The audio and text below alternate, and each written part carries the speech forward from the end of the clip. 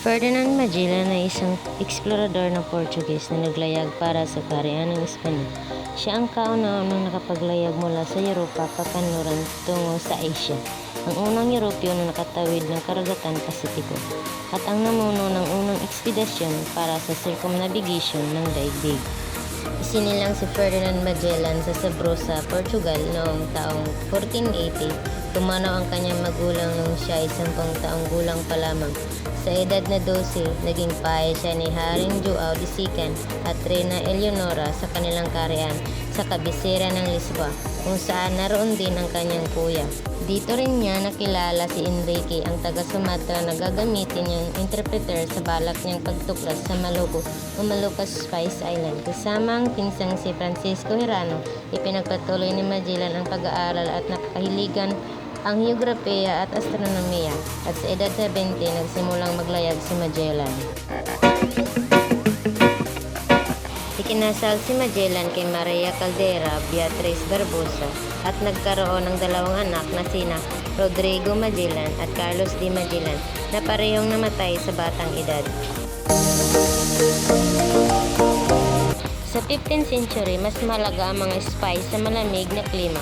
Ang mga European ay madalas makikipagkalakalan, naglalayag sila sa silangan upang makapunta sa Spice Island. Pero wala pa ang nakakalayag sa kanluran galing sa Europe para maabot ang kabilang bahagi ng mundo. Noong naniniwala ang mga tao na ang mundo ay pantay, subalit naniniwala si Ferdinand Magellan na ang mundo ay bilog. Malimit siyang alimuharin ng mga tao dahil sa kanyang paniniwala. Sa halip na magalit siya, ginamit niyang motibasyon iyon at naging determinado si Ferdinand Magellan na patunayan na bilog ang mundo. Humingi ng tulong si Ferdinand Magellan kay King Manuel, hari ng Portugal, para sa kanyang westward voyage papuntang Spice Island. Ngunit hindi sinuportahan ng hari ang kanyang gusto. Noong 1517, tinakwil ni Ferdinand Magellan ang kanyang nasyonalidad at humingi ng tulong sa Espanya. Sinuportahan ni King Charles I, hari ng Spain, ang westward voyage ni Ferdinand Magellan. Kumuha ng 10 barko, la Trinidad, San Antonio, Concepcion, and Victoria. Si Ferdinand ang kanyang mga tripulante ay mga dating kriminal dahil walang Espanyol na gustong makitrabaho ang isang Portuguese. September 20, 1519, Ferdinand Magellan kasama ang mga barko naglayag sa Brazil papuntang South America. Nagkaroon ng pag-aalsa sa barko. Isa sa mga barko ay lumubog.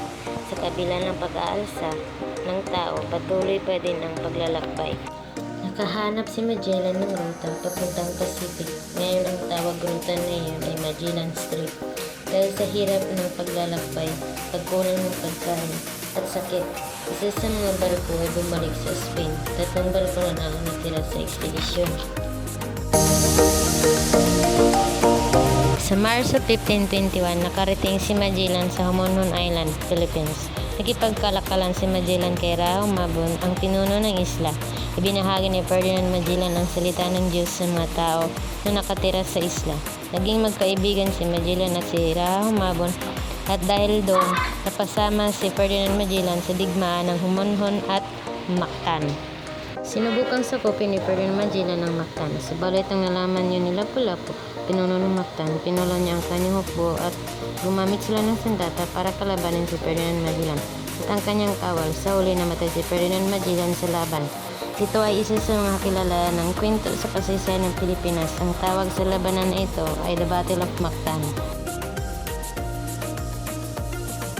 Nang mamatay si Ferdinand Magellan, ang mga natirang tripulante ay bumalik sa Spain.